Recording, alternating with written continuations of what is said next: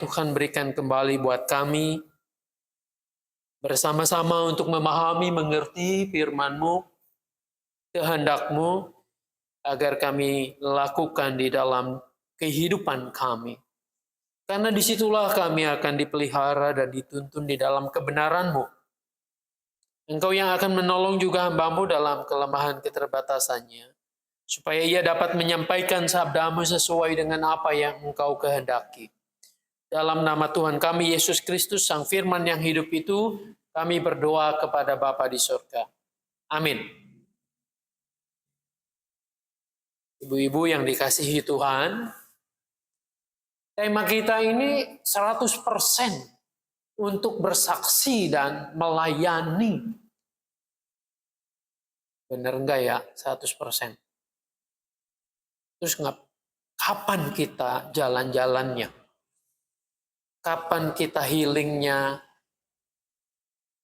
Kapan kita masaknya? Kapan kita bersama dalam keluarga kita? Setuju nggak nih temanya kayak gini? Masa 100%? Kudu bersaksi. Harus melayani. Kalau nggak setuju ya udah saya nggak terusin. Kalau sepakat kita akan bahas firman ini. Oke, deal ya. Deal. Kita baca nih Yesaya 6. Kayaknya tanggung kalau sampai ayat 8. Supaya kita tahu persis gambaran utuhnya. Konteksnya seperti apa kita baca sampai ayat 13 ya. Yesaya pasal 6 ayat pertama sampai dengan 13.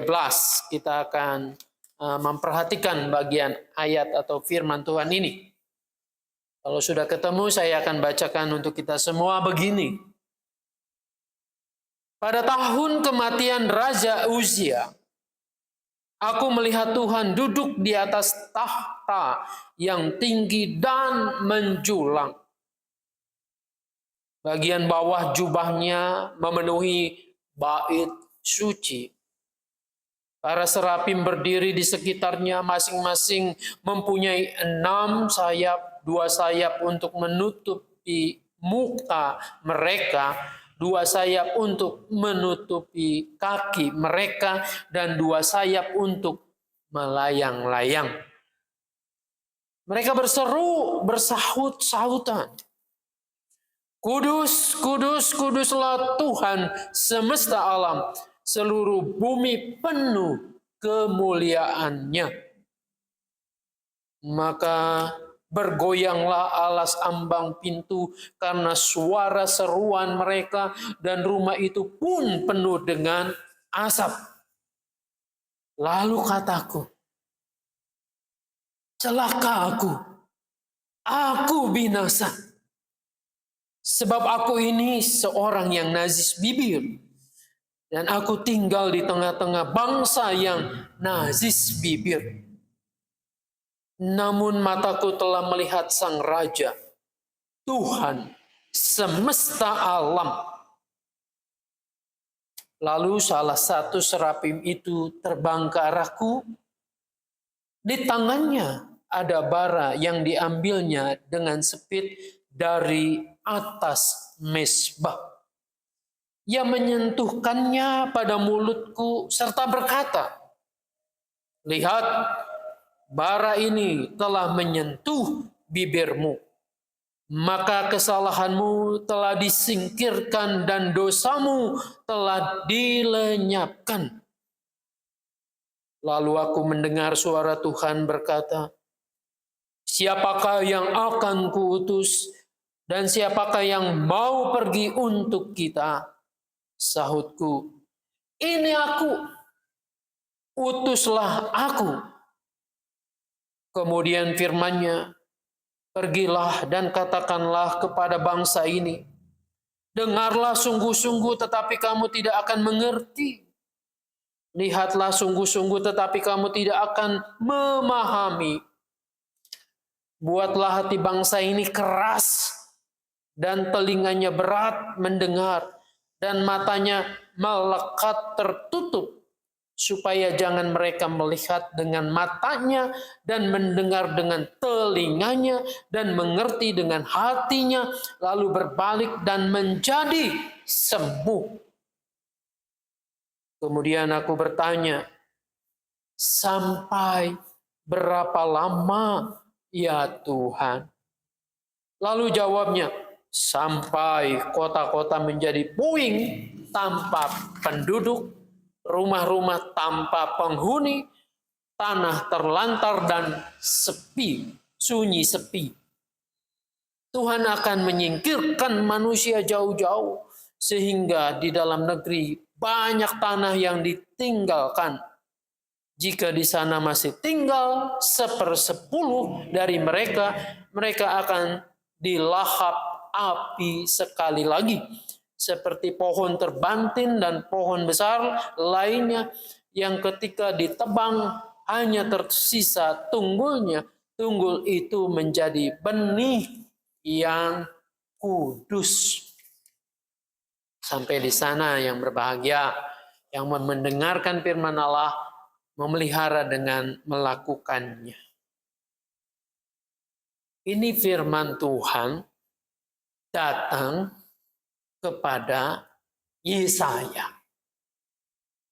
Menariknya, Yesaya dipanggil menjadi nabi, menjadi utusan Tuhan, itu ada di pasal 6. Tidak dimulai dari pasal yang awal-awal. Mengherankannya lagi, ketika nabi ini dipanggil, ayat 1-nya itu dikatakan apa nih? Pada tahun kematian Raja Uzia. Pada tahun matinya raja. Biasanya kalau ada kepala negara atau raja mati,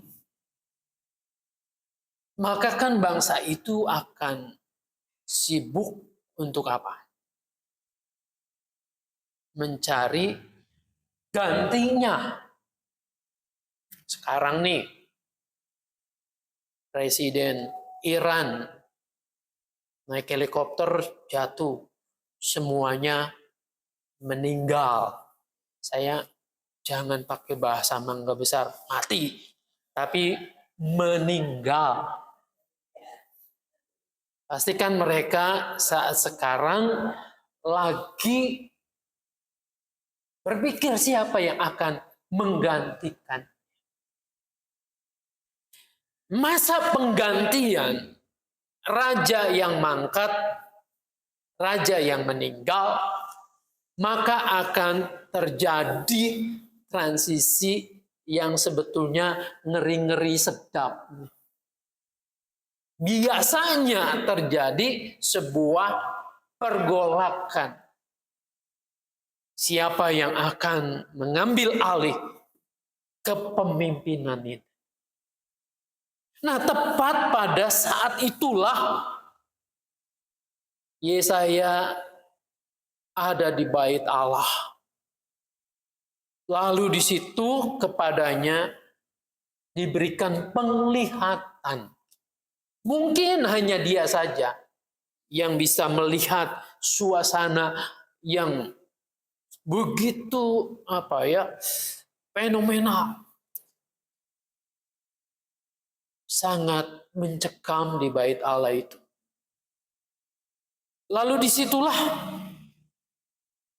Yesaya melihat ada serafim, makhluk ya mungkin kita nggak pernah melihatnya. Bersayap, 3 pasang, 6. Dari situ fungsinya masing-masing dituliskan dengan detil. Dan makhluk yang ilahi ini, yang melayang-layang ada di bait suci itu, mereka berseru menyembah Allah di situ. Kudus, kuduslah Tuhan semesta alam. Seluruh bumi penuh kemuliaan-Nya. Jadi hadirat Tuhan itu dipenuhi dengan puji-pujian. Dengan kemuliaan.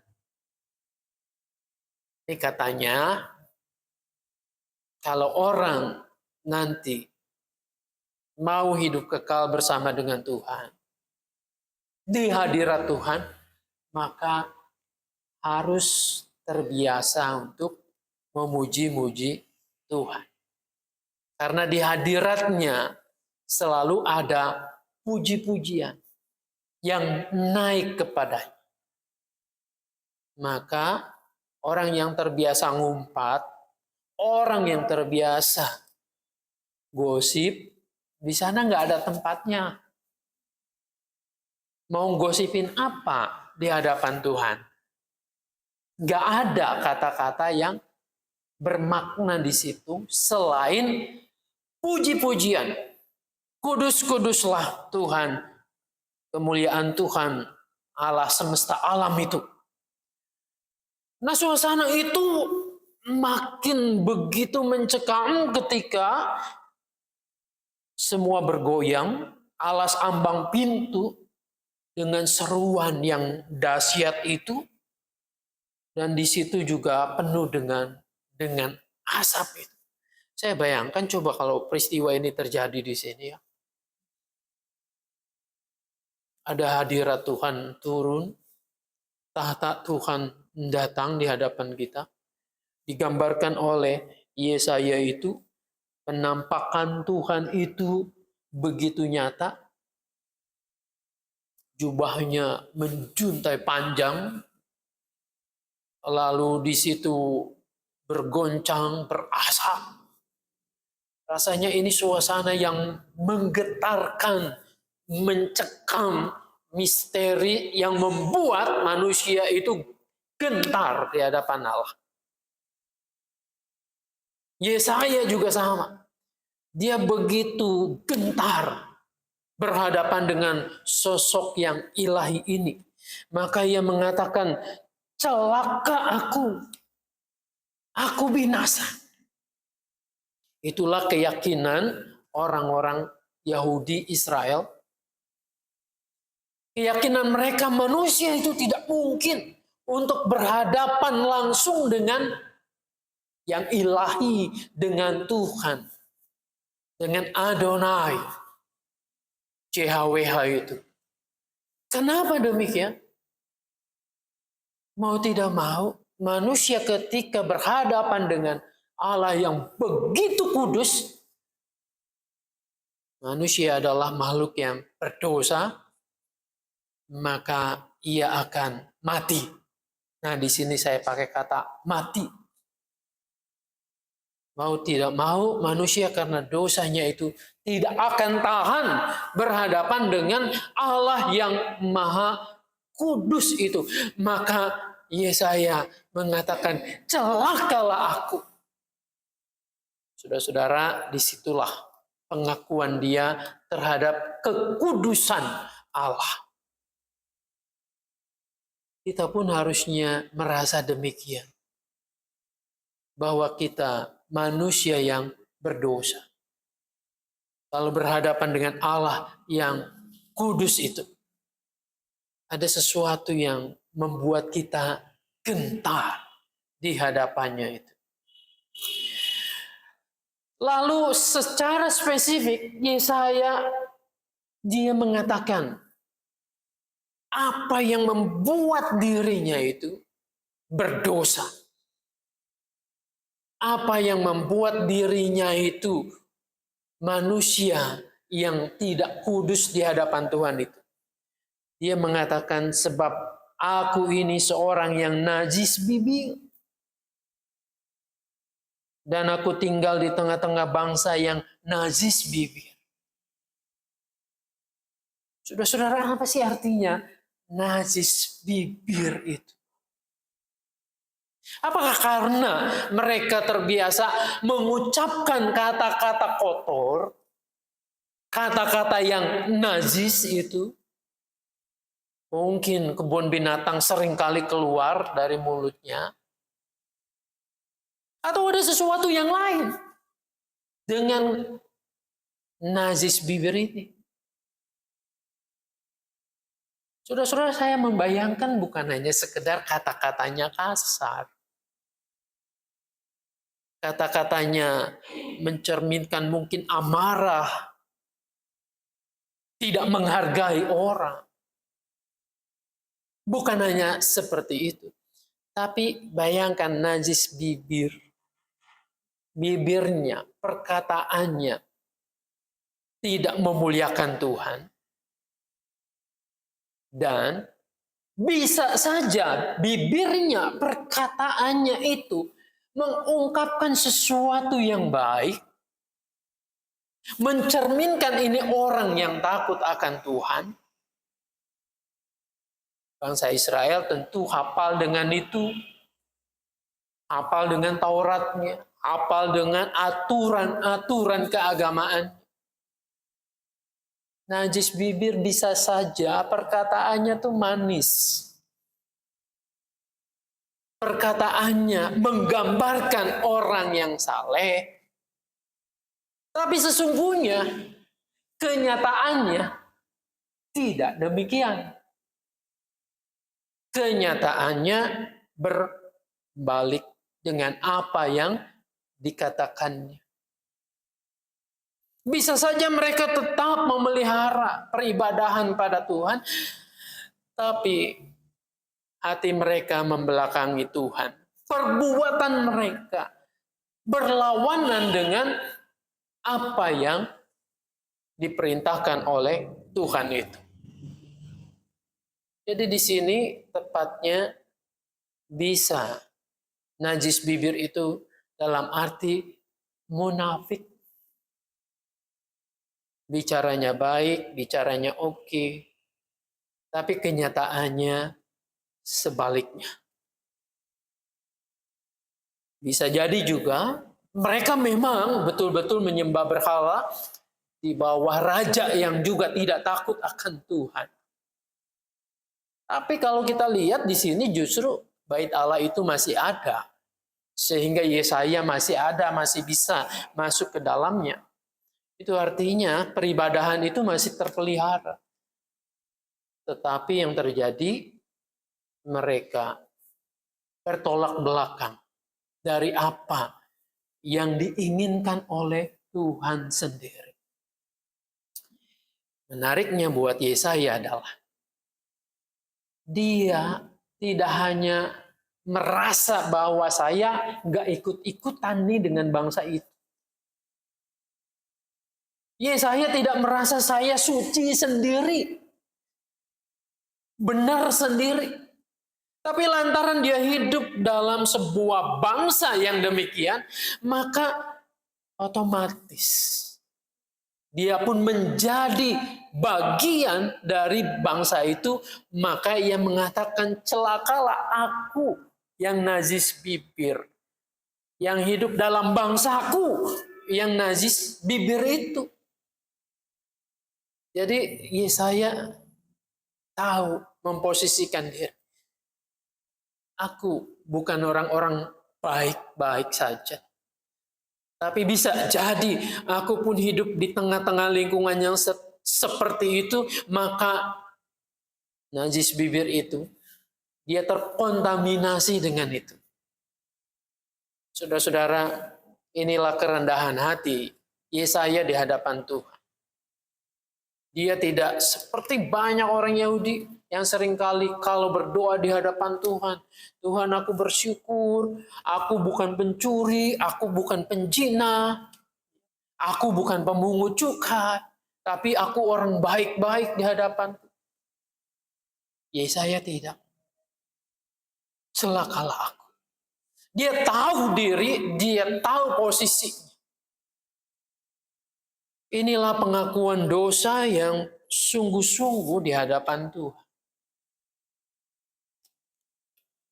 Lalu Tuhan menjawab melalui serapim yang terbang itu, yang mengambil bara di bait Allah.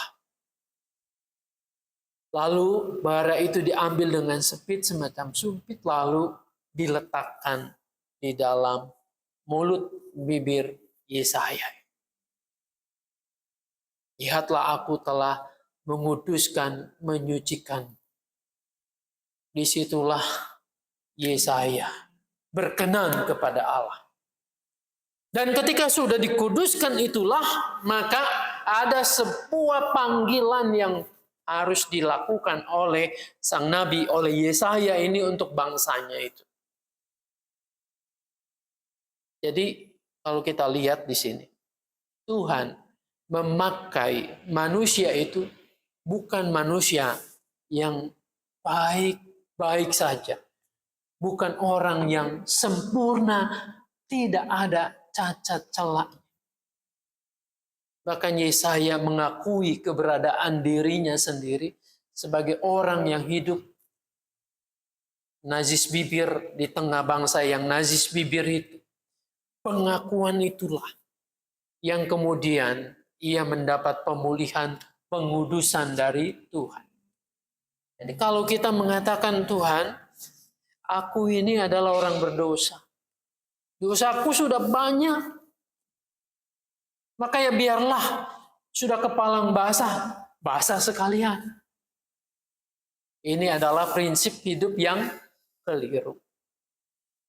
Bahwa di hadapan Tuhan, Tuhan mampu memakai siapapun yang mau berbalik, bertobat, yang mau dipakai oleh Tuhan. Lalu di situ ada dialog, ya. Dialog yang sangat menarik di ayatnya yang ke-8 itu, ya.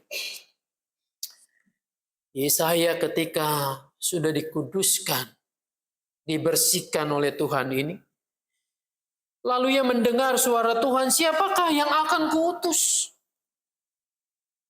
Dan siapakah yang mau pergi untuk kita? Bayangkan ya, untuk kita. Jadi selain mungkin disitulah makhluk yang ilahi, yang surgawi itu serapim, tapi Yesaya dilibatkan.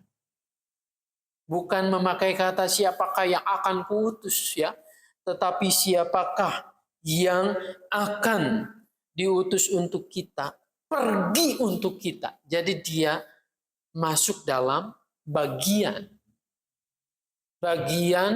yang memikirkan supaya bangsa itu menjadi bangsa yang baik lagi.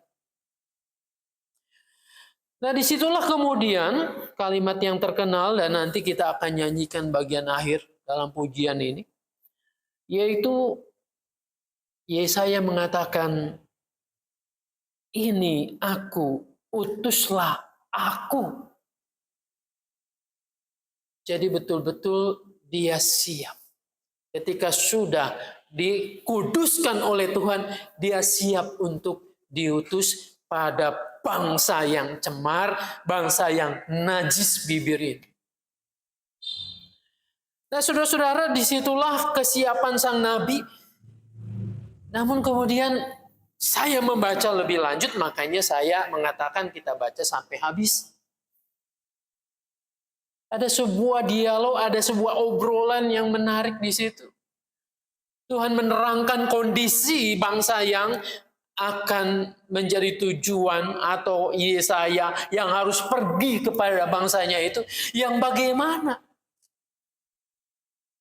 Kalau kita cermati, kok ada sesuatu yang aneh, ya?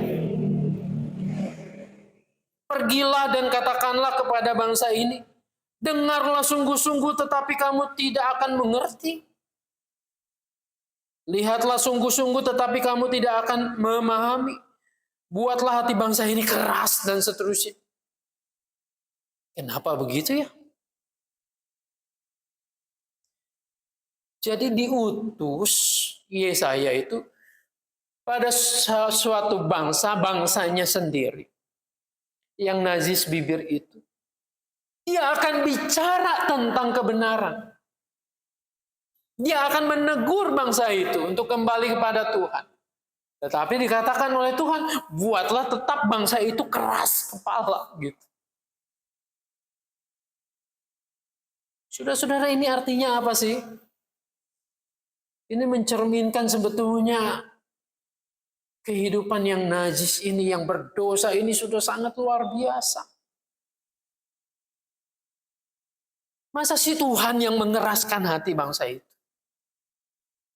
untuk tidak menerima kebenaran? Ya terus untuk apa dia diutus ke sana? Kalau bangsa itu sudah dikeraskan hati.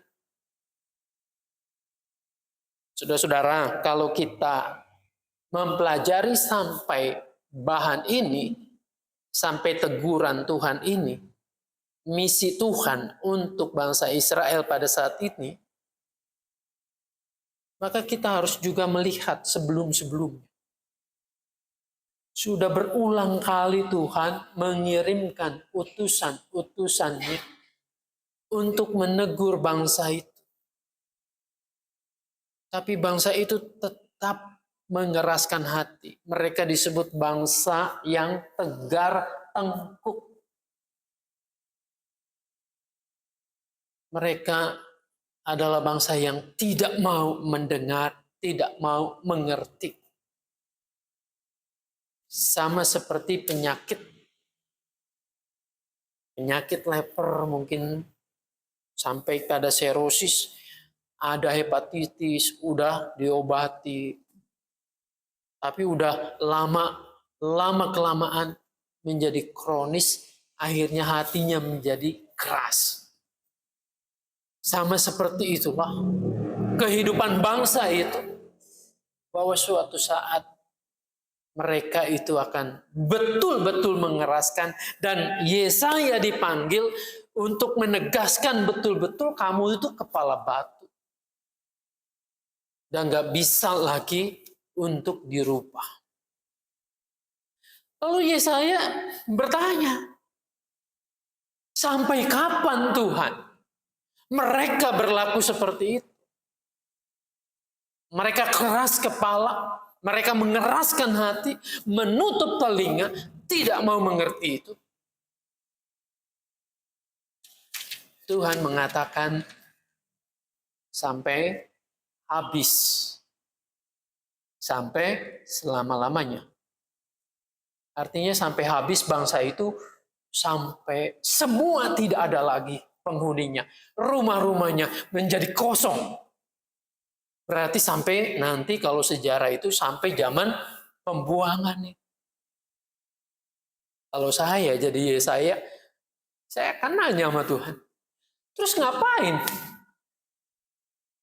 Kalau saya diutus kepada bangsa itu, lalu bangsa itu tetap tegar tengkuk, mengeraskan kepala, menutup hatinya, menutup telinganya, tidak mau mendengar, bangsa itu akan lenyap, akan habis. Terus ngapain jadi utusan di sana? Kepikir nggak sampai situ? Saudara-saudara, inilah sebetulnya tema kita, yaitu taat 100%. Ketika seseorang diutus oleh Tuhan, kamu jangan bertanya hasilnya apa. Apakah nanti akan bertobat? Apakah nanti akan kembali ke jalan Tuhan atau tidak? Itu bukan urusanmu. Tapi urusanmu dengan aku, kata Tuhan, adalah kamu siap untuk diutus.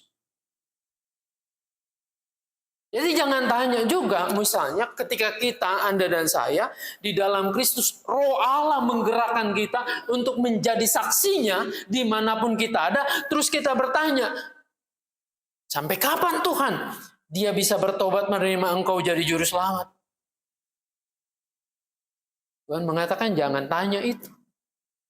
Urusanmu adalah kamu taat 100%, kamu diutus untuk pergi, untuk menyatakan kebenaran. Perkara dia mau bertobat, mau tidak, mengeraskan hati atau melunakkan hati, membuka telinga atau menutupnya, itu bukan urusanmu. Itu adalah urusan aku. Nah, kalau kita dalam hidup sehari-hari tahu kebenaran, tahu apa yang baik, tahu harus bagaimana kita berkata-kata, menyaksikan kebenaran Tuhan. Terus ketika orang-orang yang mendengarkan kita tidak peduli, bahkan mungkin memusuhi kita. Yesaya juga dimusuhi. Bagaimana dengan kita? Apakah kita akan tetap taat 100% atau tidak? Kita punya anak, punya menantu, punya cucu misalnya. Kita tahu apa yang mereka lakukan itu bertentangan dengan apa yang Tuhan mau, apa yang Tuhan kehendaki. Lalu kita terus ngomong, berbicara dengannya, berdoa untuk mereka, supaya kembali ke jalan Tuhan. Tapi rasanya kok tiap hari nggak ada perubahan. Apakah kita akan mengatakan, bosan Tuhan? Ngapain? Kalau harus terus-menerus berbicara dan ucapanku tidak pernah didengar. Nah, dalam kaitan inilah sebetulnya kita boleh merefleksikan, boleh merenungkan. Disitulah kita jangan bosan-bosan. Walaupun mungkin anak yang kita omongin, cucu yang kita nasihatin, orang lain yang kita tahu, yang diberitahu tentang kebenaran, mungkin pada saatnya dia akan mati sekalipun kita tidak bosan-bosannya. Dipakai oleh Tuhan menyuarakan kebenaran. Jadi menjadi saksi di sini adalah menyatakan kebenaran. Disitulah tugas panggilan kita. Tapi menariknya sampai akhirnya dalam ayat bagian-bagian terakhir, maka disitulah kita bisa tahu dan mengerti. Yesaya ini untuk apa? Dipakai Tuhan, diutus Tuhan kepada bangsanya ini. Yaitu seperti pohon terbantin dan pohon besar lainnya. Yang ketika ditebang hanya tersisa tunggulnya. Tunggul itu menjadi benih yang kudus. Tampaknya semua binasa. Seperti pohon yang dipangkas habis. Tapi disitulah Tuhan akan memunculkan tunggul atau taruk tunas yang baru. Dan kita akan tahu nantinya bahwa disitulah akan ada namanya tunggul Isai. Yaitu Daud dan keturunannya Mesias yang akan lahir ini.